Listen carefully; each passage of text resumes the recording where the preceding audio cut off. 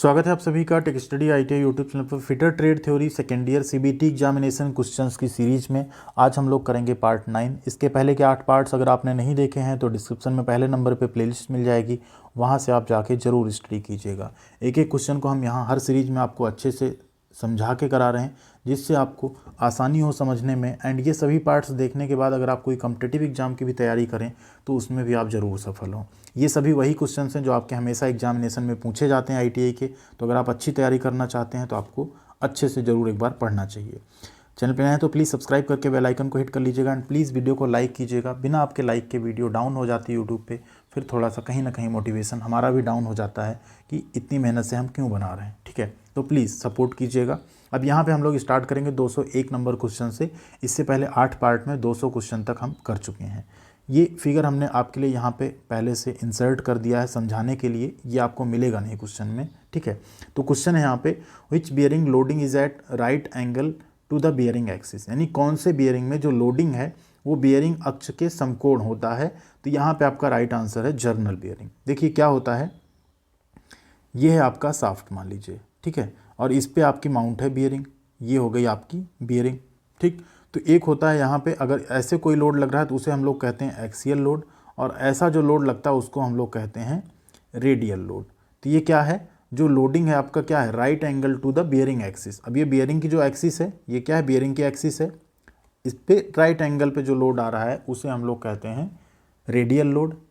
ठीक, या यही लोड आपका क्या है 90 डिग्री पे लग रहा है। तो जो जर्नल बियरिंग होता है वो क्या करता है, ऐसे रेडियल लोड को सहन करता है, मतलब बियर करता है। अगला क्वेश्चन है which type of bearing has provision for bear adjustment. Which type of bearing has provision for bear adjustment, यानी ऐसी कौन सी बियरिंग है जिसमें जो बियर यानी टूट फूट हो रही तो उसके एडजस्टमेंट का प्रोविजन होता है, प्रावधान होता है। तो ऐसे बियरिंग को हम लोग कहते हैं एडजस्टेबल स्लाइड बियरिंग। इसमें क्या होता है ना, जो बियरिंग की सरफेस कुछ इस तरह से रहती है, यहाँ पे ना ऐसे स्लॉटेड नट लगे होते हैं। ठीक, एंड इसके बीच में जो बुशिंग है, क्या करते हैं हम नट को टाइट करते हैं तो ये बुशिंग इधर उधर आप स्लाइड कर सकते हैं, जिसकी वजह से अगर कहीं थोड़ा बहुत बियर है तो आप उसे स्लाइड करके जो है मैनेज कर सकते हैं। इसीलिए इसको कहा जाता है एडजस्टेबल स्लाइडिंग बियरिंग। अगला क्वेश्चन है व्हाट द टाइप ऑफ की, इस की का नाम क्या है। तो प्रीवियस पार्ट में आपने देखा भी होगा, की के बारे में हमने सब कुछ आपको बताया था, सैडल की, संक की, जिबेट की, क्या क्या किसका काम होता है। तो जहाँ भी देखिए साफ्ट कैसी है आपकी, टेपर साफ्ट है, यहाँ डाया ज़्यादा है, यहाँ डाया कम है। तो टेपर साफ्ट के केस में हम लोग क्या यूज़ करते हैं, वुडरफ की। कौन सी यूज़ करते हैं, वुडरफ की। तो राइट आंसर है आपका यहाँ पे वुडरफ की, ऐसे हाफ चांद जैसे आपको दिखती है थोड़ा सा। अगला क्वेश्चन है 204 number which part of ball bearing do not rotate along the bearing assembly. Ball bearing में कौन सा हिस्सा जो है बियरिंग असेंबली के साथ घूमता नहीं है। तो बॉल बियरिंग में अब देखिए पार्ट क्या क्या होते हैं आपके। ये बॉल बियरिंग है, एक आपका होता है इसका इनर रेस, ये हो गया आपका आउटर रेस। ठीक है, ये हो गया आपका इनर रेस, ये आपके हो गए रोलिंग एलिमेंट या जिनको हम बॉल्स कहते हैं। ठीक है, एंड इसके साथ इनका सेपरेटिंग केज लगा होता है। तो जो ये है आपका, ये तो फिक्स होता है आपका किसके साथ, साफ्ट के साथ। तो इनर रेस और ये बॉल्स तो आपकी घूमती हैं, लेकिन जो आउटर रेस है आपका हाउसिंग में फिक्स रहता है। तो बॉल बियरिंग में जो आउटर रेस है वो आपका क्या होता है, रोटेट नहीं होता है। तो राइट आंसर हो जाएगा आपका option number B, outer race. Next है question why extra clearance is provided between bearing and journal in the aluminium alloy bearing. एक एल्यूमिनियम मिश्र धातु बियरिंग में बियरिंग और जर्नल के बीच अतिरिक्त क्लियरेंस क्यों दी जाती है। तो अतिरिक्त क्लियरेंस देने का पर्पज ये होता है कि जब हाई थर्मल एक्सपेंशन होगा, ठीक है, तो उसे वो ओवरकम कर सके। थोड़ा एक्स्ट्रा क्लियरेंस दिया जाता है। मान लीजिए चलते चलते बियरिंग साफ्ट ये सब कुछ अगर हीट हो रहा है, फ्रिक्शन होता है वहाँ पे, तो उस वजह से अगर एक्सपेंशन हो तो उसे वो क्या कर सके, ओवरकम कर सके। अदरवाइज़ अगर आप क्लियरेंस नहीं देंगे और एक्सपेंशन होना चाहेगा तो बियरिंग आपकी क्रैक कर जाएगी, टूट जाएगी। ठीक है, तो यही आपका यहाँ पे राइट आंसर है। नेक्स्ट है क्वेश्चन यहाँ पे how bunching up of rolling element avoided in the bearing assembly. Bearing assembly में रोलिंग तत्वों का एक साथ गुच्छन होना। देखिए क्या होता है आपकी, मान लीजिए ये थी बॉल बियरिंग, अब इसमें आपने बॉल्स लगा दिए, अब ये इनर रेस भी घूम रहा है, बॉल्स भी घूम रहे हैं। तो हो सकता है धीरे धीरे क्या होंगे, बॉल्स एक यहाँ इकट्ठा हो गए, ये पोर्शन पूरा खाली हो गया। तो उस केस में क्या होगा, ये पोर्शन तो फिर लोड नहीं कैरी कर पाएगा। ठीक है, यहीं सारे आ गए, इकट्ठा हो गए, तो बियरिंग फेल होने के चांसेस रहेंगे। तो इनका बराबर कांटेक्ट जो है डिस्ट्रीब्यूट रहे, बराबर लोड डिस्ट्रीब्यूट करने के लिए क्या किया जाता है, इन रोलर्स को जो है, जो यहाँ पे घूमने वाले एलिमेंट्स हैं, उनको एक केज यानी पिंजरे नुमा आकृति में इस तरह से बंद कर दिया जाता है। अब ये साथ में घूमेगा, अब कुछ भी करके रोलर इसके पास नहीं आ सकता अनटिल अनलेस से केज टूट ना जाए। केज टूट गया तो बेयरिंग आपकी ख़राब है। तो कैसे उसे रोक रहे हैं हम लोग, बाई केज, यानी एक केज के द्वारा, जिसे हम लोग बॉल सेपरेटिंग केज या केस ये सारी चीज़ें कहते हैं।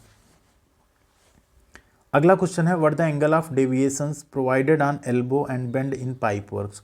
पाइप के कार्यों में एल्बो और बेंड पर विचलन कोण कितना दिया जाता है। तो एल्बो और बेंड पे जो जनरली विचलन कोण होता है, एक तो 90 डिग्री एल्बो या बेंड आते हैं, एक 45 डिग्री भी आते हैं, 180 डिग्री भी आता है यहाँ पे, लेकिन उसका यहाँ पे ऑप्शन है नहीं, तो हम लोग 90 एंड 45 को क्या करेंगे, सही कर देंगे। ठीक है। अगला क्वेश्चन है, हाउ द वाटर फ्लो। ये फिगर फिर से हमने आपके लिए यहाँ पे रखा जिससे इसको हम समझा सकें, एंड यहाँ पे इसे समझ लेंगे अगर आप, तो 3-4 क्वेश्चन आने वाले में जो इस मॉड्यूल में है उसका आंसर आप आसानी से कर पाएंगे। तो यहाँ पे पूछ रहा है, how the water flow is stopped from the valve around the stuffing box. अब यहाँ स्टफिंग बॉक्स, पैकिंग, सील सब कुछ पहले समझ लेते हैं। ये आपका एक बिप कॉक का सिंबल है, जिसमें आपकी टैप यानी उसकी टोटी का हैंडल है, ये स्पिंडल है, इसे हम लोग ग्लैंड बोलते हैं, जो लीकेज रोकने के लिए लगी हुई है। यहाँ पे पैकिंग्स लगी हैं, ये भी लीकेज रोक रही हैं। गैस्केट लगी हुई है स्टफिंग बॉक्स के, इसको पूरे क्या बोलते हैं, स्टफिंग बॉक्स यहाँ वाले को बोलते हैं, इसमें गैस्केट भी लगी है। देन आपका ये हेड है, ठीक है। ये आपका जंपर वाशर है, क्या है, जंपर वाशर है। यहाँ पे ये सीटिंग है जिस पे आपका ये बैठा हुआ है, इसको आप जब लूज करते हैं तो ये यहाँ जगह बनती है, तो यहाँ से पानी फिर इस तरह से आपको मिलता है, इसको हम लोग बोलते हैं बॉडी। तो ये कंप्लीट आपका बिप कॉक का पार्ट हो गया। अब क्वेश्चन पे चलते हैं। क्वेश्चन कह रहा है कि स्टफिंग बॉक्स के पास लगे वॉल से पानी का प्रवाह को कैसे हम रोक सकते हैं। अब ये क्या है, आपका स्टफिंग बॉक्स है, ठीक है। तो यहाँ पे क्या लगा होता है आपका, यहाँ पे आप देखेंगे पैकिंग गैस्केट वाला जो पोर्शन दिख रहा है ना, वो सील होता है आपका। तो ये एक एस्बेस्टस का हेम्प या एक पैकिंग लगी थी ना, पैकिंग विद एस्बेस्टस हेम्प, ये पैकिंग। तो अगर पैकिंग आपकी ख़राब हो जाएगी तो क्या हो जाएगा, पानी का प्रवाह यहाँ से होगा। तो उसे रोकने के लिए हम क्या करेंगे, जो पैकिंग है उसे हम बदल देंगे। अगला क्वेश्चन है, what the position of eccentric reducer are used in pipeline. ध्यान दीजिए, रिड्यूसर दो तरह के होते हैं, एक होता है आपका कंसेंट्रिक रिड्यूसर, एक होता है इसेंट्रिक रिड्यूसर। कंसेंट्रिक रिड्यूसर का मतलब ये होता है जैसे यहाँ पे आपका कोई पाइप आपने लगा दिया, फिर रिड्यूस करके यहाँ पतला पाइप लगा दिया, बट आप देख रहे हैं दोनों पाइप का सेंटर जो है क्या है, सेम है, तो इसे हम लोग बोलते हैं कंसेंट्रिक, मतलब सेंटर एक ही रहेगा, सेंटर नहीं बदलेगा।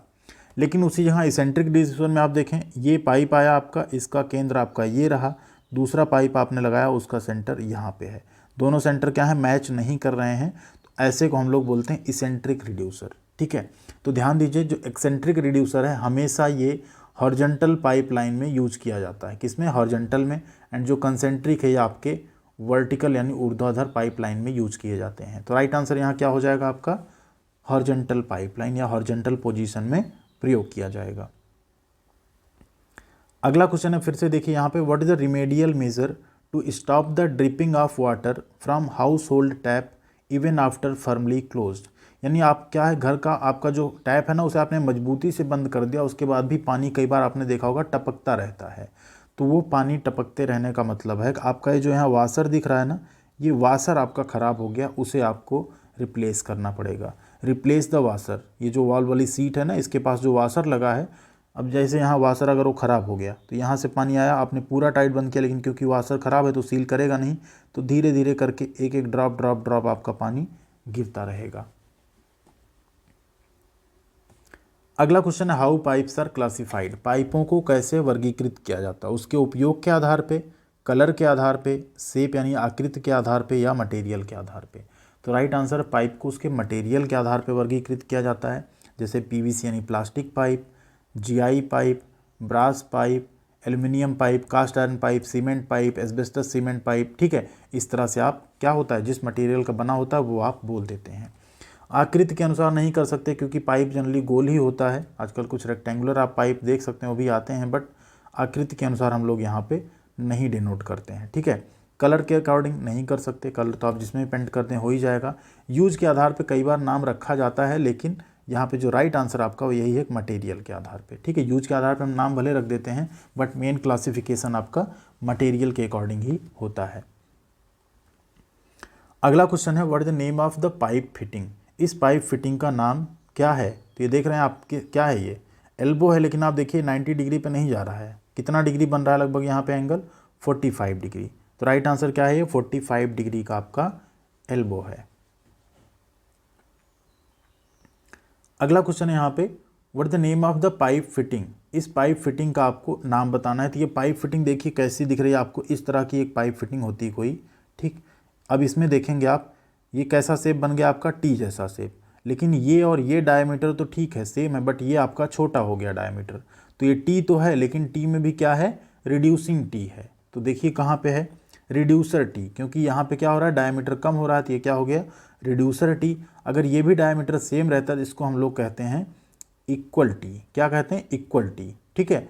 ये कहीं हम मान लीजिए पाइपलाइन से पानी जा रहा है या कोई चीज़ जा रहा है, वहाँ पे हमें कोई ब्रांच निकालनी होती है। इलेक्ट्रिकल में आपने देखा वायरिंग निकालनी होती है ना, कि इस तरह से जा रहा है यहाँ पे, फिर आपको एक यहाँ से ब्रांच निकालना है वायर का, तो आप यहाँ से निकाल सकते हैं। तो राइट आंसर क्या होगा आपका, option number C, reducer tee. Next चलते हैं 214 नंबर क्वेश्चन पे। What the name of the pipe fitting. इस पाइप फिटिंग का आपको नाम बताना है, ठीक है। ये पाइप फिटिंग क्या है,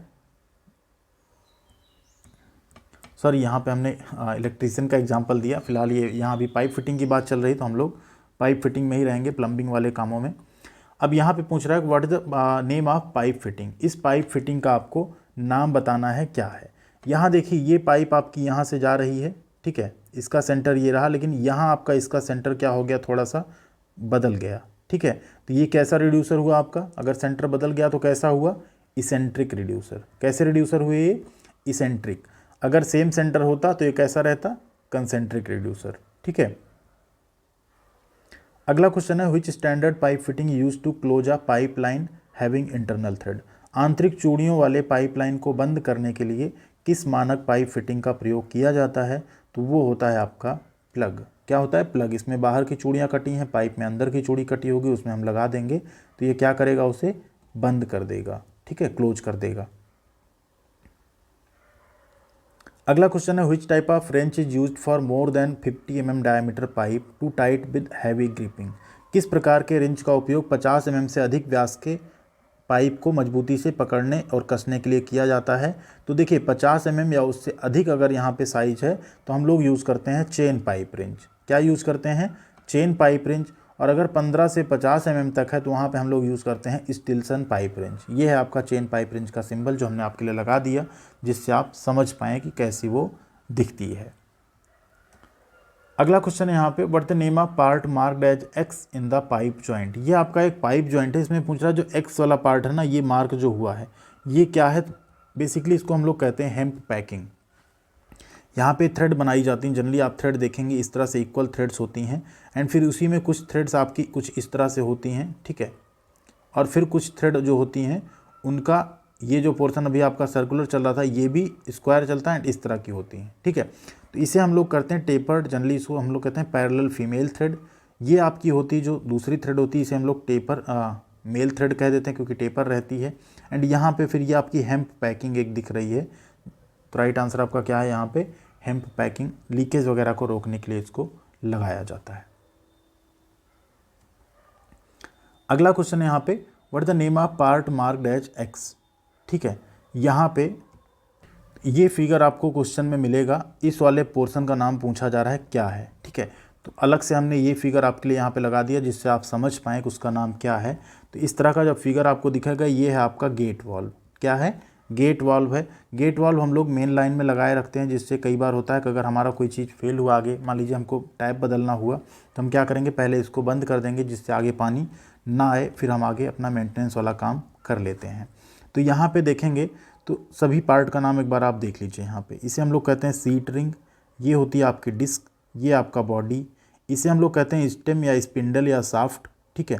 ये आपका रहता है बोनट, यहाँ पे होता है आपका थ्रस्ट कॉलर, एंड ये आपका ग्लैंड, ये आपका योक, एंड ये आपका हैंड व्हील, ठीक है। तो वही चीज़ें यहाँ पे हैं। तो ये आपका पोर्शन जो है क्या है, साफ्ट या स्पिंडल है, जिसे आप जब हैंडल से रोटेट करते हैं तो जो इस डिस्क या सीट यहाँ पे रहती है उसको ये ओपन या क्लोज करता है, साथ में इसके अटैच रहता है। तो राइट आंसर आपका हो गया सॉफ्ट या स्पेंडल। अगला क्वेश्चन है 219 number, what is the remedy if the spindle rotates continuously so that the gate valve is not closed. यदि स्पिंडल लगातार घूम रहा हो बट फिर भी गेट वाल्व अगर बंद नहीं हो रहा है तो इसको ठीक करने का उपाय क्या है। तो देखिए ठीक करने का उपाय क्या है, इसमें थ्रेड बनी होती है, आप हैंडल घुमा रहे हैं और थ्रेड मान लीजिए आपकी फेल है तो वो तो बस घूमता रहेगा, वहाँ पे वो क्या होगा, क्लोज नहीं होगा। तो इसका मतलब क्या है, जो वर्न आउट घिस चुका पार्ट है उसे आपको क्या करना होगा, बदलना होगा। ठीक है। अगला क्वेश्चन है which type of pipe joint tech branch at 90 degree. किस प्रकार का पाइप जॉइंट जो है 90 डिग्री पर ब्रांच बनाता है।